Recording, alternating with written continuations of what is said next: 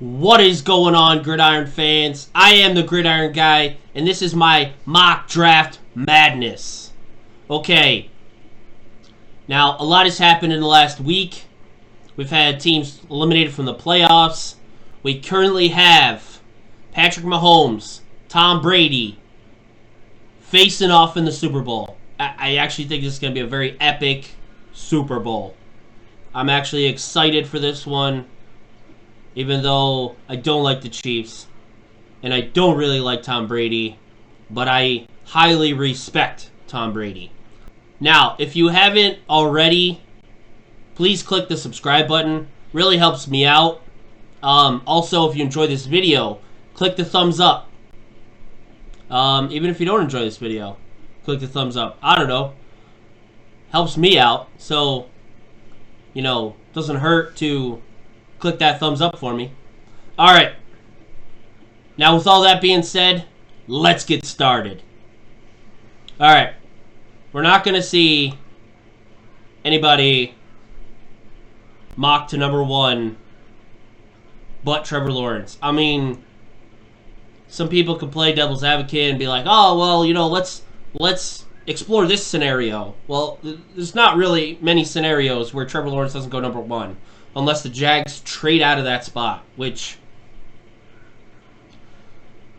I can't really see them doing. Okay, so let's just explore it for a second. They're not going to do it. They're not going to trade that pick for Matthew Stafford. They're not going to trade that pick for Carson Wentz. They won't be able to trade that pick for Deshaun Watson. Even though they probably would make that trade. But they're not going to be able to because the Texans are in the same division. So it's just not going to happen. Alright? So, with all that being said, Trevor Lawrence, number one. Now our draft really starts right here at number two. And I really want to explore deep into the fact that the Jets have a ton of picks. And they can do a lot if they have a lot of picks, and if they decide to keep Sam Darnold and move down just a little bit, a couple spots here and there, they could come out of this draft with a ton of starting caliber players. First, second, third, and fourth round players. Guys that you would expect to at least make your team and possibly compete for positions on your team. When you're drafting a 5th, 6th, and 7th round guys, you're hoping that they make your team and you can develop them. But most likely, you don't expect them to be superstars or maybe not even starters on your team. You expect them to be good depth pieces or, a scheme fit or whatever, just something. You expect to get something out of them, but not a whole lot. And when you do hit on players like that, for instance, the Patriots hit on, Tom Brady. He was a 7th round pick, and now he's the greatest of all time. So it's not out of the realm of possibilities that you draft somebody really low and they end up being amazing. It's just all in the coaching and everything. But anyway, without making that too long, I wanted to go deep into the fact that Robert Saleh can turn this team around within a year, basically, with his attitude, with his coaches that he's bringing in. He's bringing in Matt LaFleur. He's bringing in Mike LaFleur, which is Matt LaFleur's brother. They're all coming from that Shanahan system, which we've obviously seen going back to the mid-90s, that the Shanahan system works. Mike Shanahan goes out of the picture. Kyle Shanahan takes over, goes to the 49ers. And since he's been there, they've had nothing but success. So, I mean, yeah, they've had some down seasons, but they've had inconsistent play at quarterback, and when they did have consistent play at quarterback, they went to the Super Bowl. So what I'm saying, in a roundabout way, I'm saying that this system works. Okay? But what I'm going to do is I'm going to make some crazy trades here. And I'm going to move these Jets to a position where they can draft an entire team in the next 2 years and turn this thing around, maybe even win this division in 2 years. Okay? So first I'm going to start out with a trade between the Jets and the Bengals. The Bengals don't want to miss out on Penei Sewell. They need all kinds of offensive line help. So they are going to trade out. Okay, so we had the Bengals trade out of the number 5 spot into the number 2 spot. And we have the Bengals sending the 5th overall pick, a 3rd and a 4th this year, and a 2nd and a 3rd next year. Okay? To move up 3 spots to number 2. Okay? So now the Jets have traded down to the 5th overall pick. Bengals will take Penei Sewell. The Dolphins on the clock. The Dolphins could go a number of different ways. They could take Micah Parsons at number 3. They could take an offensive tackle. They could take one of these edge rushers. But I think their defense is pretty decent. It's top 10 for sure. So I don't think that their first couple of moves are going to be on defense. So I think they're going to go with a guy like Jamar Chase. All right. Now the Falcons can go a couple of different ways. The Falcons either want to pick up an edge rusher, a quarterback. They could go Micah Parsons. There's a lot of different ways they could go. I think they're just going to build for the future, and this quarterback or this coach will go out and get his quarterback of the future, and that will be Justin Fields. All right, now we have the Jets on the clock, and I've already said that we're doing this in the mindset that the Jets are sticking with Sam Darnold. They are not taking a quarterback, at least in this first round. They are sticking with a quarterback, or sticking with Sam Darnold. All right, so what I'm going to do is I'm going to make another trade. And we're going to move down again. And we're going to pick up a ton of picks for the Jets. And the Jets will be able to build this team in 2 years. All right. So now we had the 49ers trade up to number 5. And the terms of the pick are the 49ers get the 5th overall pick.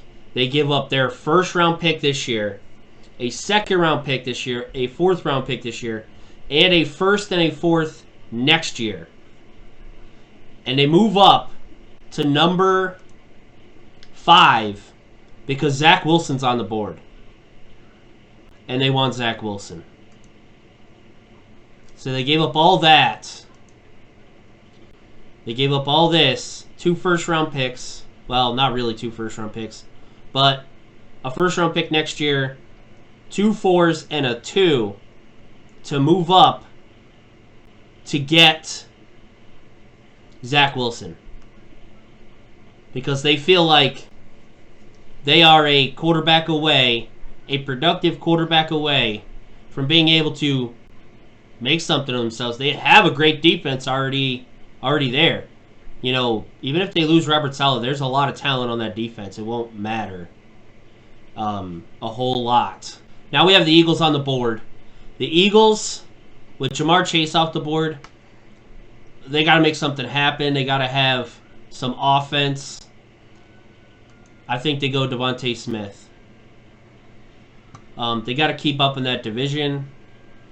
That division is, you know, they just need something to put themselves over the top and some of those other teams. All right, now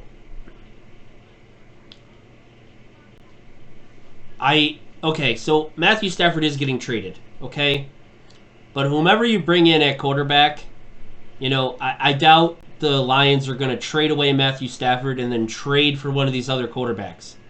So what I'm going to do is I'm going to hold tight. The Lions are not going to draft a quarterback in the first round. They're going to wait till the second round because I have a plan and I have an idea. And you have to stay tuned in because I'm doing a 2-round mock draft, and this is the first round. I'll be releasing the second round later. Okay, so stay tuned for that. And this is part of a 2-round mock draft that I'm releasing as the first round and then as the first and second round later to show everybody everything that I did. Okay, as well as a Jets video on this entire draft scenario.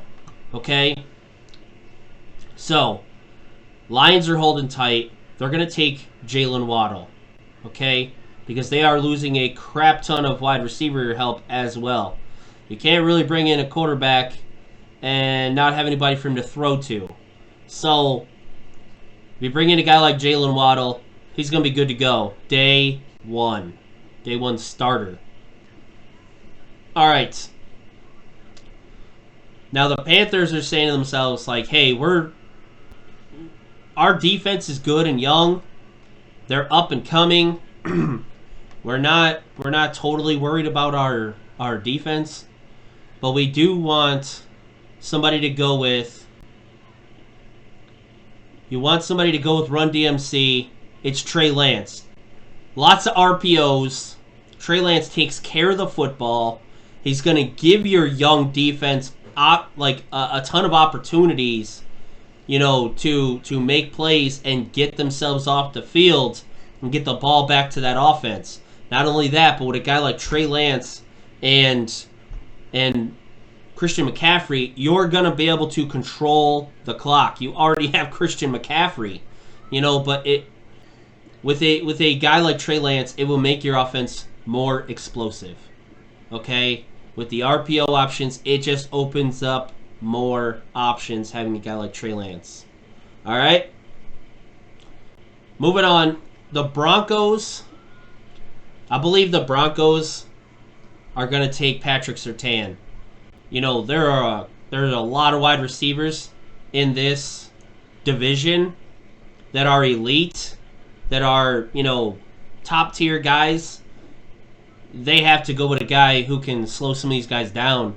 You got Tyreek Hill, you have Henry Ruggs, you have Keenan Allen. You have Mike Williams. There's even 2 good tight ends in this division. 3 good tight ends. If you got Hunter Henry, Darren Waller, and Travis Kelce. If you're the Broncos, and even the Broncos have no offense. So, this division is stacked with tight end talent and wide receiver talent. Because even the Broncos have Jerry Jeudy. So this is a stacked division on offense. And if you had a guy like Patrick Surtain, it just gives you a leg up because now you have a top-tier wide receiver or top-tier corner to cover some of these wide receivers. All right? The Cowboys on the clock. Cowboys cannot afford to miss Caleb Farley. If they're sitting right there and Caleb Farley is there, they have to take him. They have to take him, no doubt about it. Okay? And, the Giants on the clock. The Giants need somebody to anchor that defense. We're sitting here at number 11. Micah Parsons has fallen all the way to number 11. Got to take him. He's outside the top 10. He's a top 10 guy. Probably even a top 5 guy. He's probably the best defensive player in this draft. But some other teams have some really high needs, with top tier players at those spots. A guy like Micah Parsons may fall. All right. So, with that being said, now we're having a run on a couple of defensive players right here. Let's get back to offense. So now we have these Jets here again. These Jets are sitting here. All right, you have Darnold. You have a plethora of picks now for the future, like a crap ton. You have 14 picks this year, this being your first one. You have like 11 or 12 picks for next year now. Now, we're talking 25 picks in 2 years. You only have 22 starters. And there are already starters on this team. They have 9 picks in the top 4 picks, in the top 4 rounds this year with these trades. And then they have 9 next year as well. So for them to... So that is 18 players out of the top 125 that you're going to get.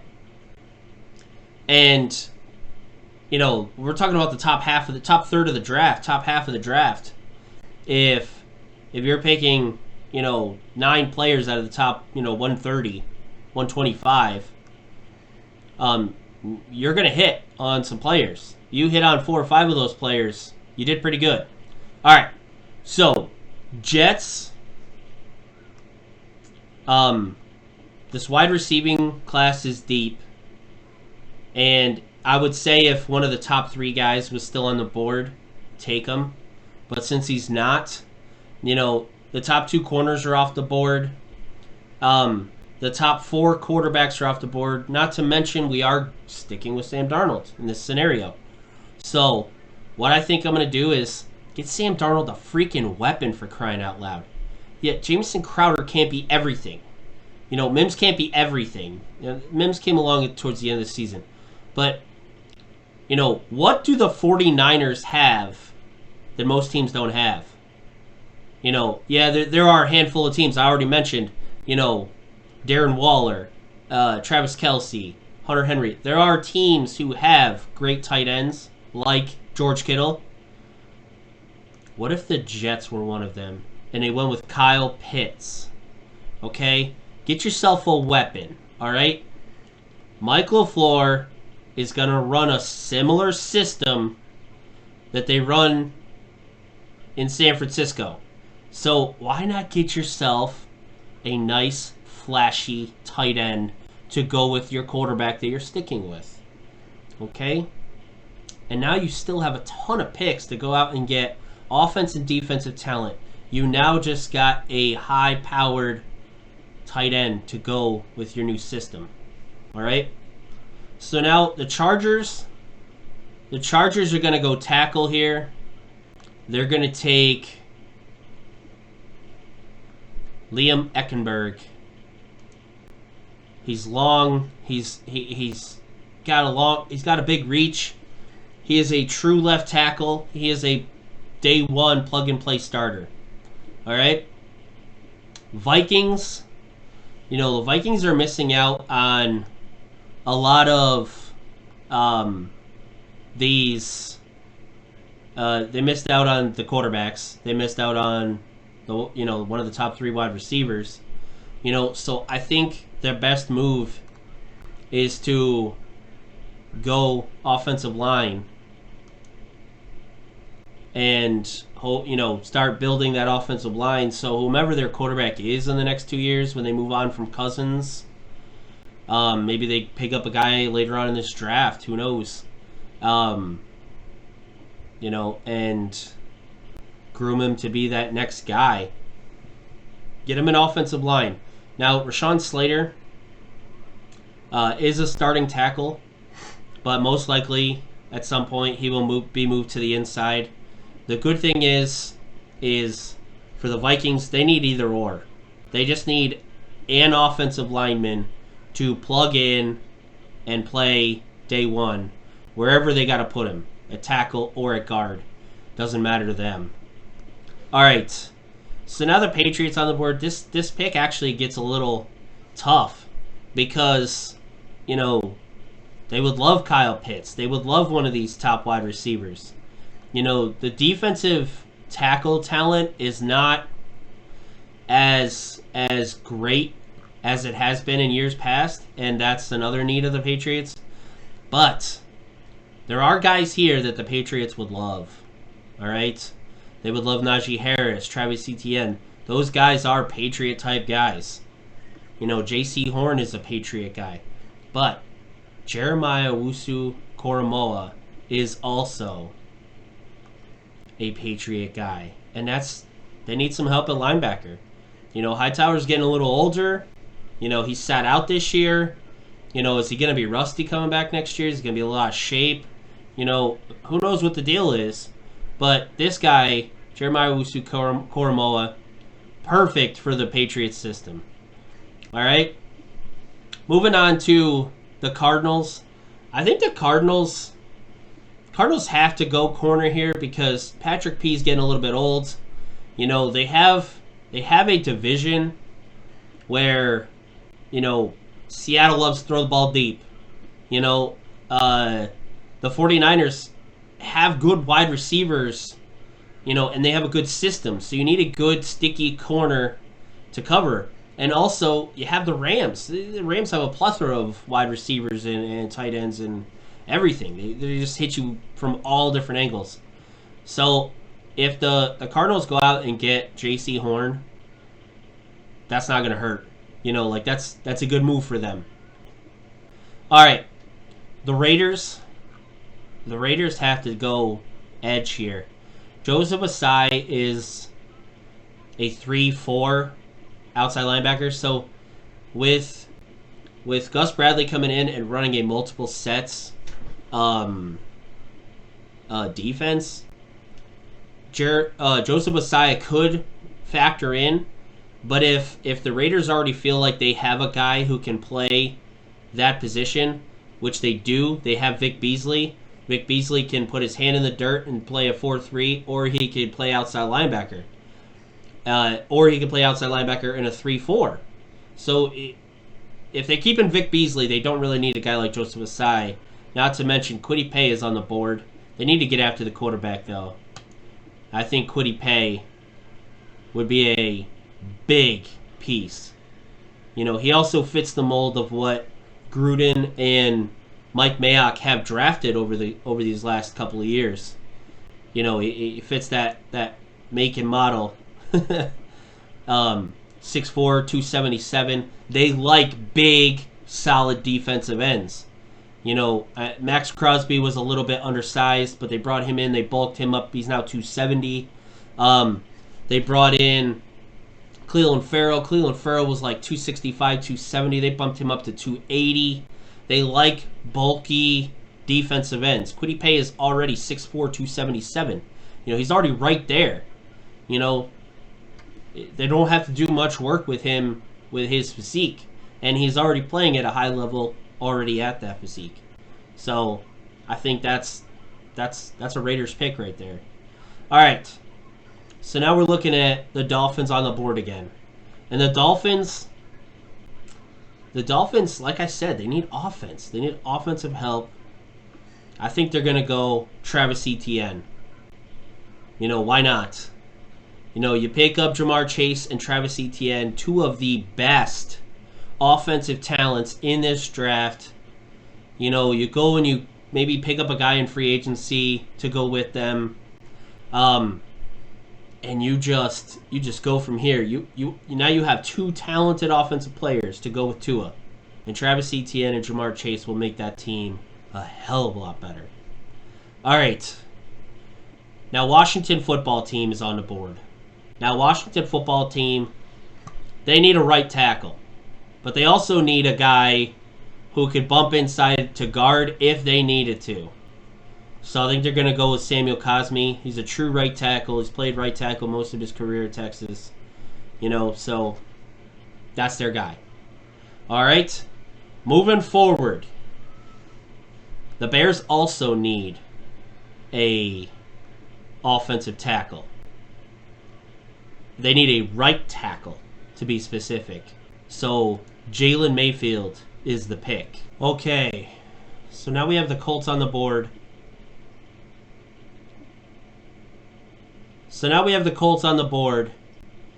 And I think the Colts are actually going to go out and get either Carson Wentz or Matthew Stafford.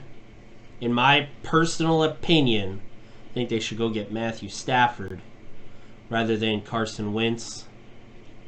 You put Matthew Stafford behind an offensive line as good as the Colts have and forget about it. It's over.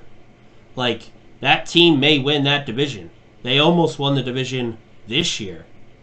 You know, they were one win away from winning that division. So you put a guy like Matthew Stafford in there who is way better, in my opinion, way better than Phillip Rivers.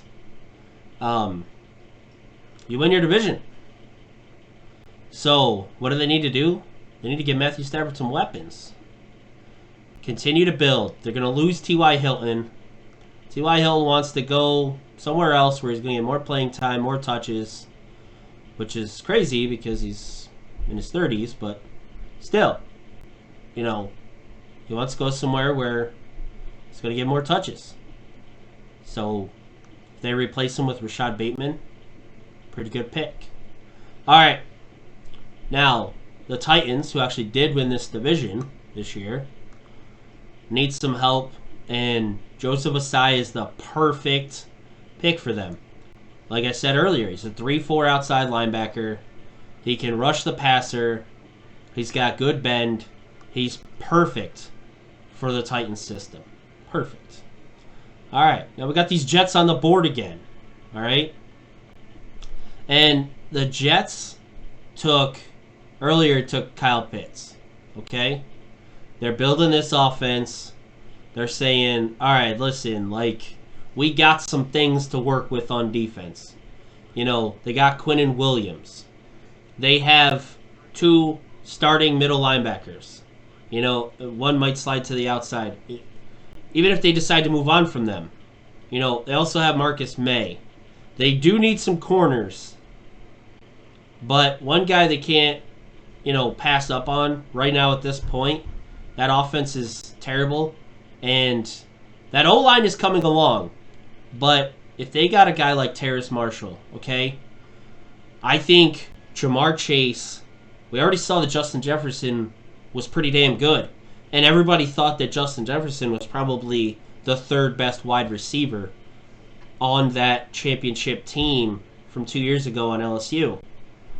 So now that Terrace Marshall and Jamar Chase are coming out, everybody's like, wow, they may be more productive than Justin Jefferson. Probably not, because Justin Jefferson went to the perfect situation. He went to a team that was committed to the run and used him correctly to throw the ball down the field, get him open. You know, with them running a lot, he got a lot of man-to-man. You know, and he's a talented wide receiver, yeah. But he got a lot of man-to-man coverage, got a lot of one-on-one coverage, also because of Thielen being on the other side. So it was a win-win for Justin Jefferson. He probably may be the most productive in his rookie year than the other 2 guys, or out of all 3 of them. You know, Terrace Marshall if he goes to the Jets, and Jamar Chase goes to the Dolphins. You know, like, both of those offenses struggled last year. Or this year. So there's no guarantee. All right. Now, the Steelers cannot just drop back and throw the ball all the time, constantly, 60 times a game. You know, the old Steelers, the old Steeler way, played good defense, and they ran the football. You know, James Conner moving on is the perfect scenario and situation to take a guy like Najee Harris and get back to that old way of playing Steeler football. Run the football, play good defense, and get after the quarterback on the opposing side. You know, Steelers do that. You know, I know they won the division this year, but just barely. They lost, 4 out of 5?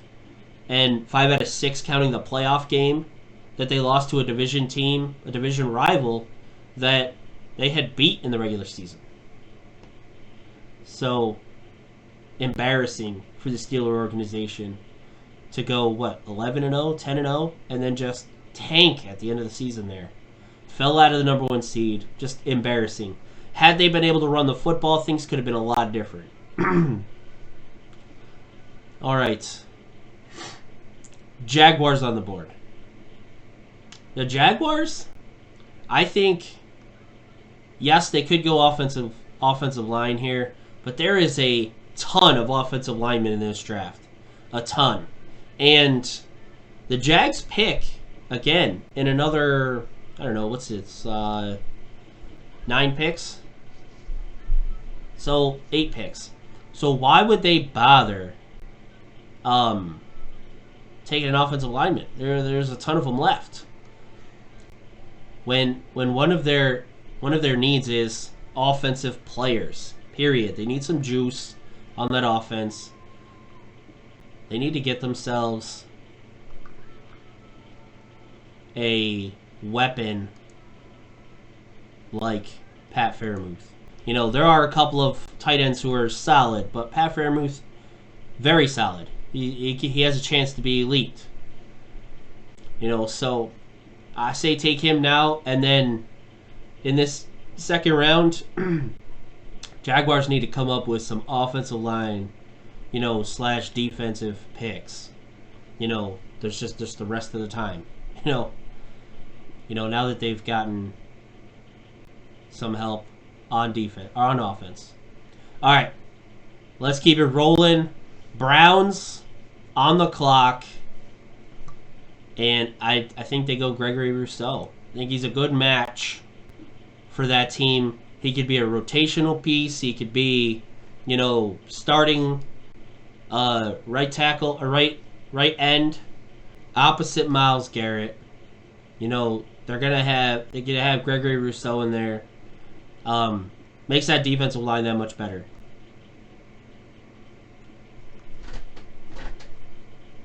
All right, Ravens on the clock. I think the Ravens are really missing Marshall Yanda, and I think they go with a guy like Elijah Vera-Tucker. Now, the issue the Ravens had this year, they have 2 good tackles, okay? But the issue they had is one of them got hurt this year. All right? Elijah Vera-Tucker not only is an excellent guard and probably the first guard off the board in this draft, but he can also play tackle, left or right tackle, whichever you want to put him at. He knows how to play tackle.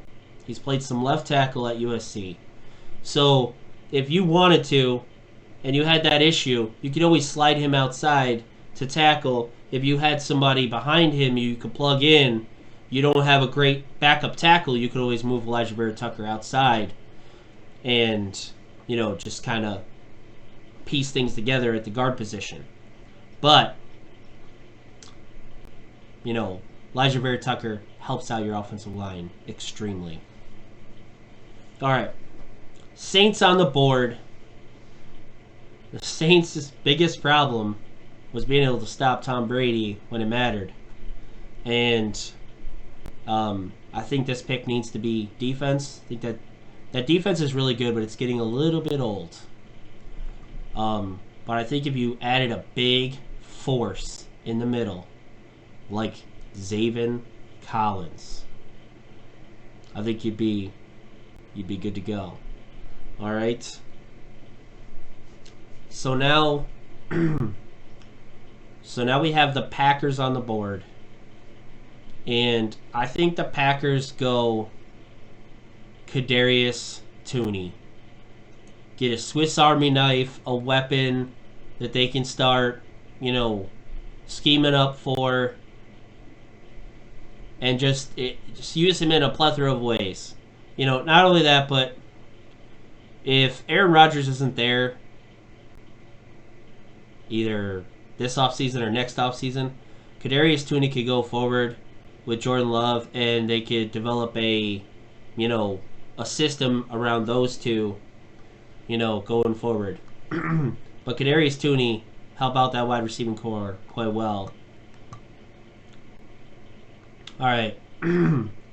So now we have the Bills on the board, and I think the Bills got to take Eric Stokes. They need a second corner. Josh Norman is not going to be your long-term option. You need another young guy, opposite Tavarius White. So you just need You need another guy on the other side. All right. The Bucks. I think the Bucks take Azeez Ojulari. You know, like, not that they really needed it because they got after Aaron Rodgers yesterday, big time. So now we have the Chiefs on the board. And I think the Chiefs take a guy like Alex Leatherwood. You know, Pat Mahomes runs for his life a lot. You know, everybody thinks he's just trying to extend plays. Well, no, it's because his pocket breaks down a lot, actually. So his pocket breaks down a lot, and he tries to give his wide receivers a chance to get open. Yeah, so he extends plays. But what I'm trying to say is there are a lot of times where Pat Mahomes will hit the last step of his drop, and he's already trying to get out of the pocket because it's collapsing on him. You know, so he has to extend plays out of necessity, not because he wants to. Okay, so now in the second round here, we have the Jags on the board. Now, I said just a little while ago, the Jags need to hold off on some offensive linemen, and that's exactly what's here right now. And, you know, the best player on the board is Christian Durasaw. Why not take him right here? You know, now they have their franchise quarterback with Trevor Lawrence. Then they went and they took Pat Freiermuth. So they got him a weapon. Now they got him a tackle. Okay? So they're really starting to form, you know, what this offense is going to look like. All right, so you're looking at the Jets on the board now. And the Jets need to go and get some help for their defense now. And look at this guy this guy is a Robert Saleh guy. Okay? Jalen Phillips to the Jets. Now they can start working on some of their defense. Okay? They're keeping Darnold. That offensive line isn't terrible. They do need to maybe grab a guy in free agency or somebody in this, you know, in the rest of this draft, you know, to plug in and maybe add some depth to that offensive line. The offensive line is not absolutely terrible. It's not as bad as it was 2 years ago. Or before they took Mekhi Becton. Mekhi Becton has now kind of anchored that defense and added some stability. But now if the Jets go out and Robert Saleh gets his kind of guys on defense, you know, fiery guys, intense guys, tough guys, like this is what Robert Saleh brings to the Jets. Okay? Just toughness, just aggression, effort, and toughness. All right. So now the Dolphins have done some good things. They've taken Jamar Chase. They've taken Travis Etienne. You know, now they could take a guy like Nick Bolton and be like, okay, well, you know, now we get one of the best linebackers in this draft to help this defense out. You know? So, all right. Now, interesting position for the Falcons. I think the Falcons do something similar. You know, the defense the Falcons are aware, like, hey, our defense stunk last year. You know, we couldn't stop anybody. We need somebody to anchor this defense, somebody smart, and that guy is Dylan Moses. Dylan Moses knows his defense. You know, like, he's coming from Alabama. You know, Alabama defensive players are just good. They're just talented. They're pro-ready. You know, you almost can't go wrong taking an Alabama defensive player. Now, in the first round of this mock draft, a lot of players on offense went. There were some defensive players mixed in. But this second round is a lot of defensive players. You know, it's probably how the draft's going to go. There's so many offensive weapons in this draft that teams are going to want to get them early. some draft stocks will rise because they're offensive players simply. So these defensive players are going to be aplenty at the end of the first round and well into the second round. There will be defensive players going like crazy. All right, we got the Bengals on the clock, and the Bengals, they need offensive line help. If they can protect Joe Burrow, they'll be in great shape. And I think they take Trey Smith. Penei Sewell, Trey Smith. You got Jonah Williams. Now you're starting to build this offensive line.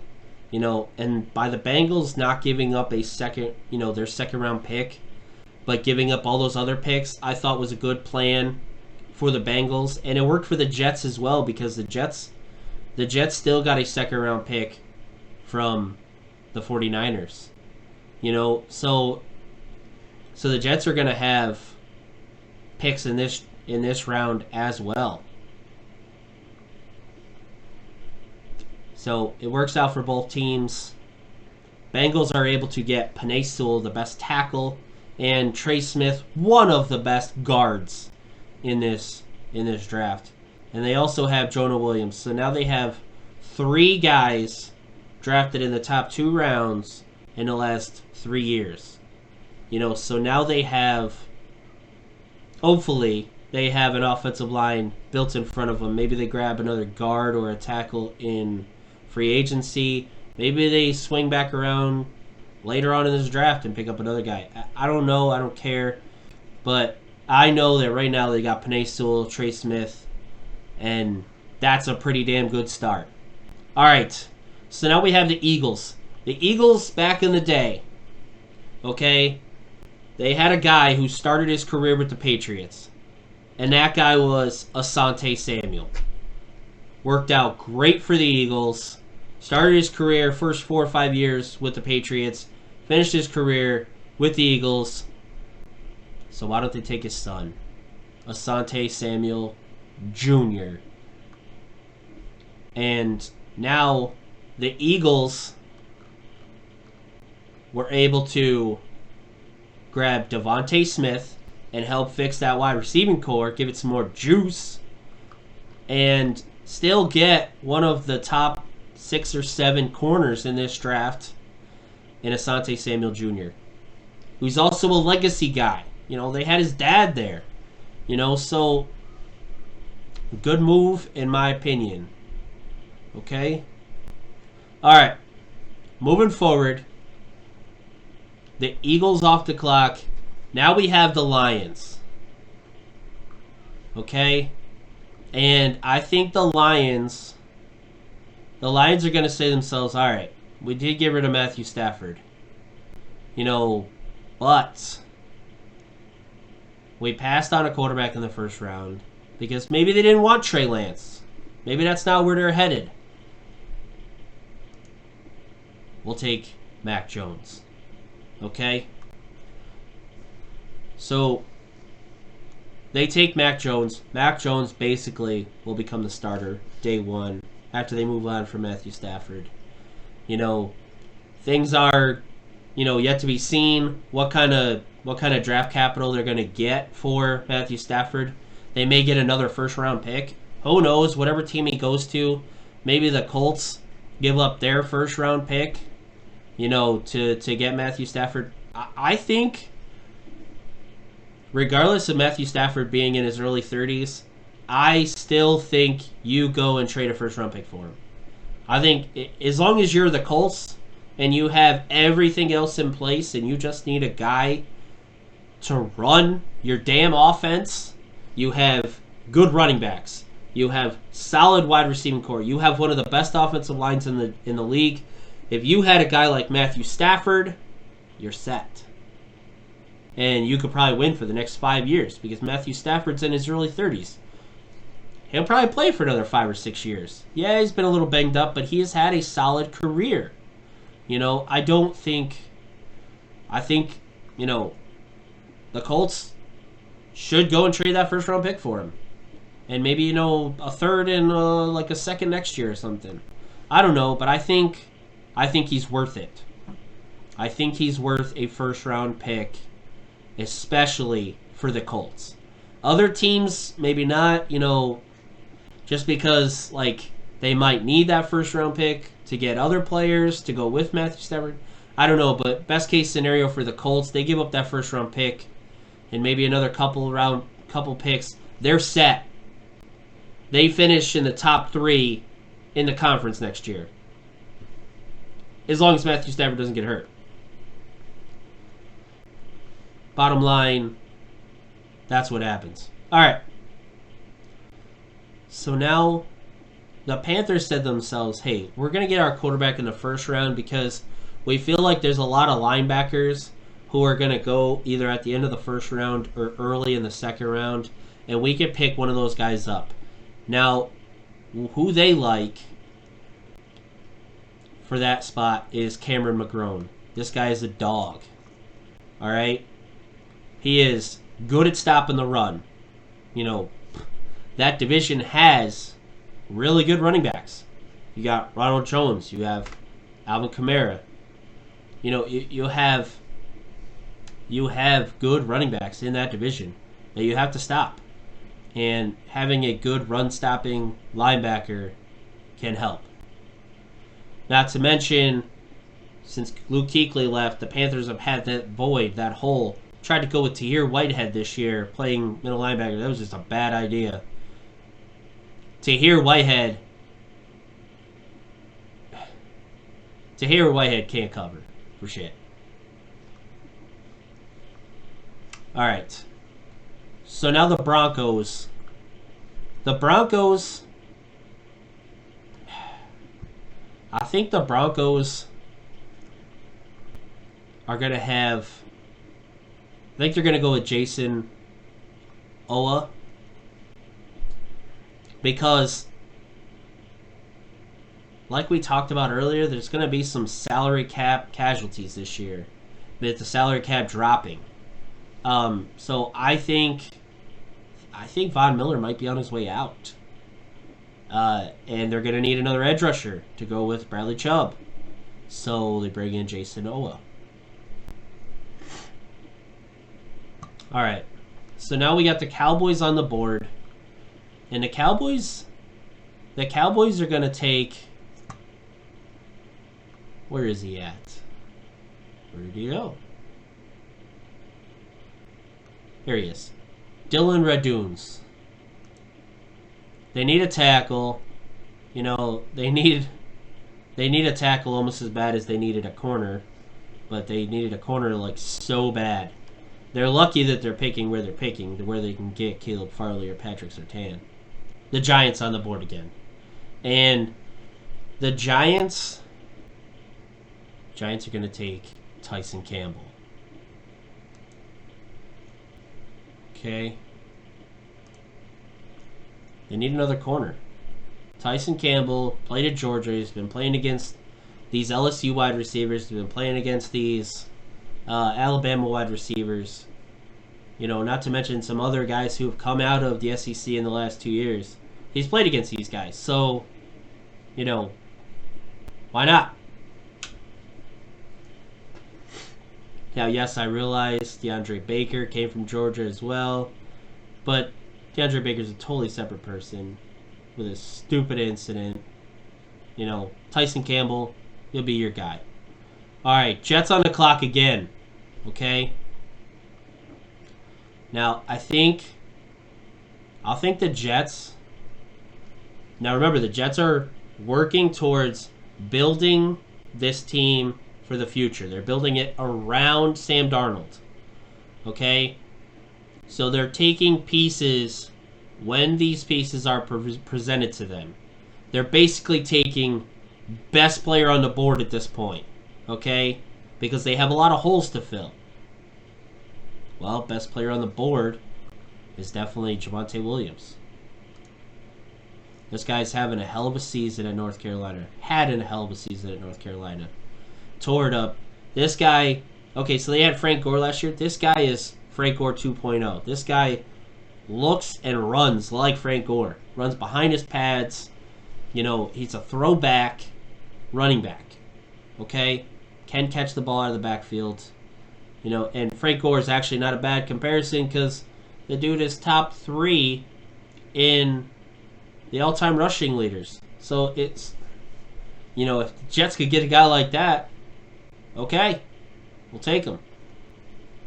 All right, so they got Jalen Phillips earlier in this round, and they take Javonte Williams. So now they have a running back. They have their running back. They got a starting running back now. They got a guy to help out on the edge. They went back. They got Kyle Pitts at tight end. That's their George Kittle. And then they went and got Terrace Marshall. Basically, at worst, will be their wide receiver 2. So, we're fixed. This team's getting fixed. With the amount of draft capital that they've been able to pile up here, they're fixing it. All right. So now we got the Chargers on the clock, and the Chargers need offensive line help. Herbert may have had a good year, but he got sacked a lot. He didn't get sacked a ton, but he got sacked enough for it to be an issue. He was also running for his life a lot. He did take some shots this year. Just throw some offensive line. Just throw some players at that offensive line and hope that they stick. Bring in a guy like Wyatt Davis. Okay? This guy's a dog. He's also a good run blocker. And the Chargers like to run their /run scheme. So you bring in a guy like Wyatt Davis. You improve his pass protection. I mean, he pass protects for Ohio State, so he's pretty solid. Okay? But he excels at the running game. So he can help your running game out. As well as protecting your quarterback for the future. Alright? So now we have the Jags on the clock again. Okay? Now the Jags... The Jags are in an interesting position. They've already went out and they got their tackle, they got their quarterback, they got a tight end. There's not a ton of corners here, but who is here is Trayvon Moehrig. I think this is about the time he's going to go. Just around the first third of the second round. And you want to take him right before the Patriots, who will most likely take him. He is the kind of guy that would fit with the Patriots. There's a lot of Patriot kind of guys that they take. But that's just what the Patriots do. But the Patriots like guys from Alabama, and Christian Barmore is the best defensive tackle prospect. And I know it's kind of sad that we're taking a defensive tackle. What is this? 15th overall for the first time. Taking a defensive tackle for the first time, 14th overall in the second round.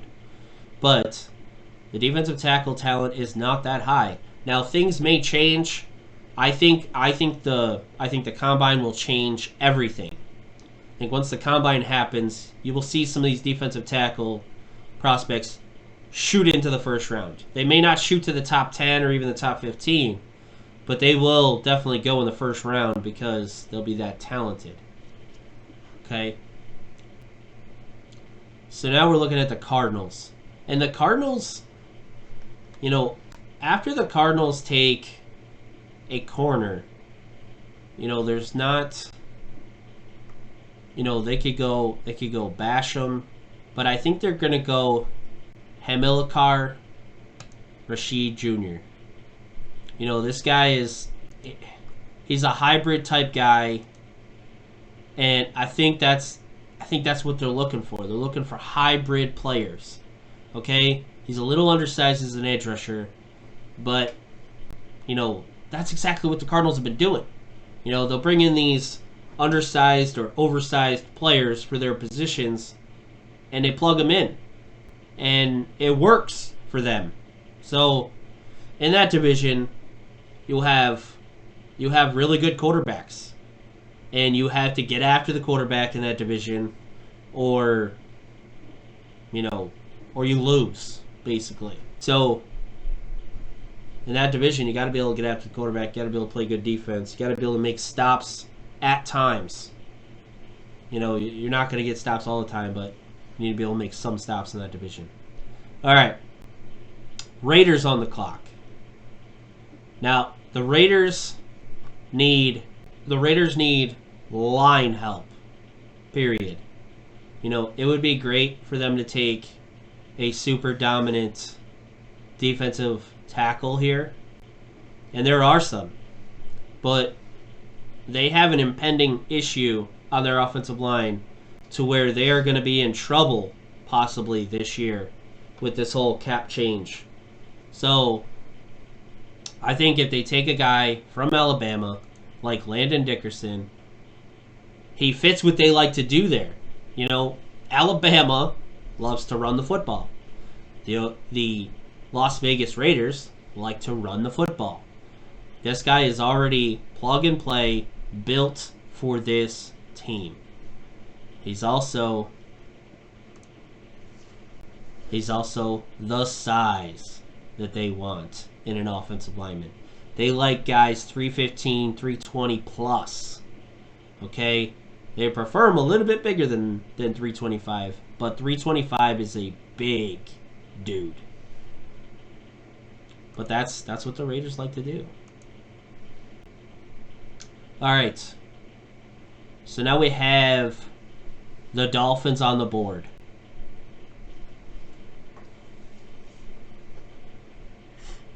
Dolphins on the board. And they've already gone Jamar Chase, Travis Etienne, and Nick Bolton. And I think if they go with a guy like Creed Humphrey can play center or guard. Okay, he's an interior offensive lineman. He will play somewhere on that offensive line for them. The Washington football team has an aging quarterback, to say the least. Alex Smith is not a spring chicken. Dude broke his leg a year ago, returned this year, and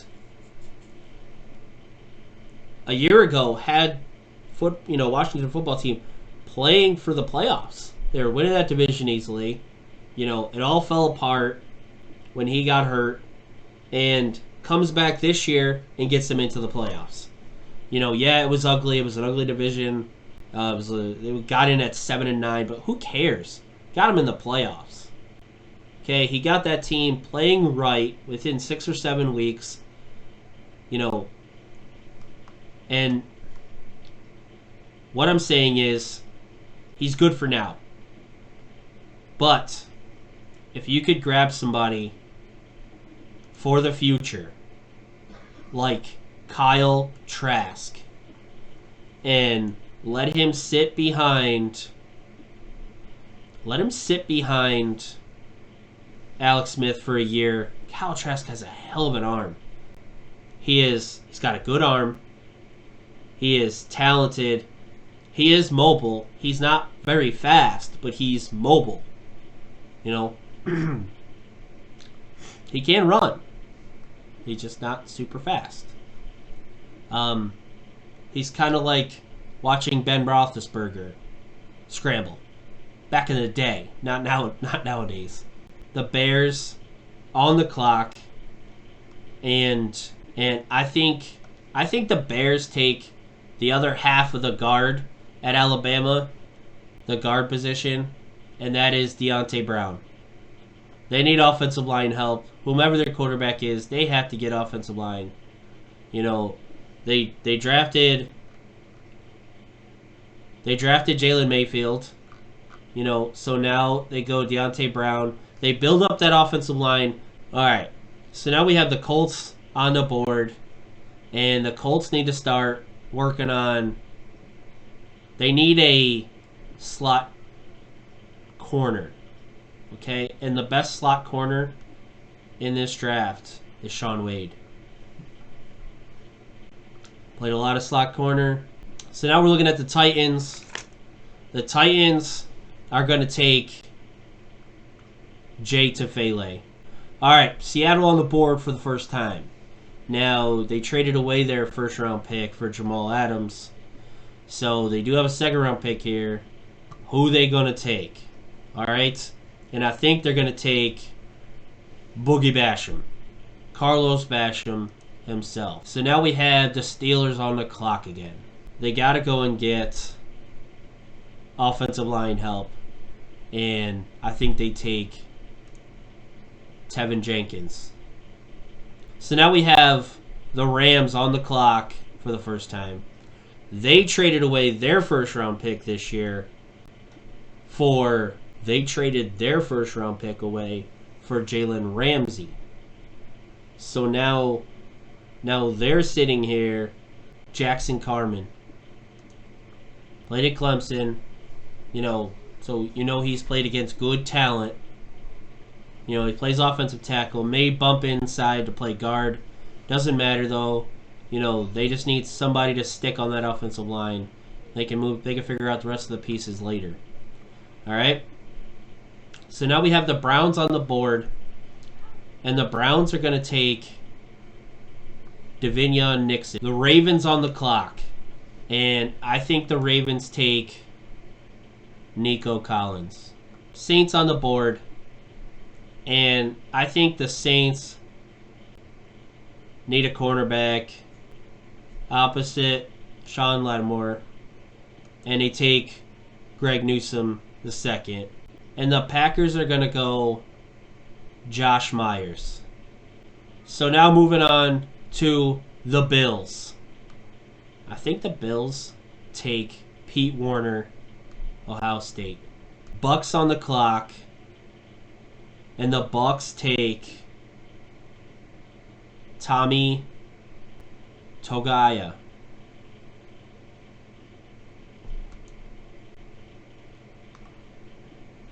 And the Chiefs on the board. And I think the Chiefs, sticking with what they love to do, will take a wide receiver in Rondell Moore. Okay, so that is my 2-round mock draft. Let me know what you think in the comments below. Did you enjoy this video? Did you not? Whatever. Let me know what you think. And, if you enjoyed this video, give me a thumbs up. If you haven't already, click that subscribe button. Click the notification bell because I'm also going to put out a full breakdown of the Jets picks. But I'm going to include the 3rd and the 4th round in that. And I'm going to break it down. I'm going to go through, what Robert Saleh's thinking. Moving forward with Sam Darnold. All of that. Including the 3rd and 4th round.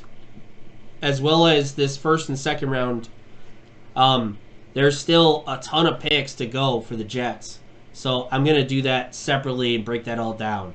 But I am the Gridiron Guy, and I am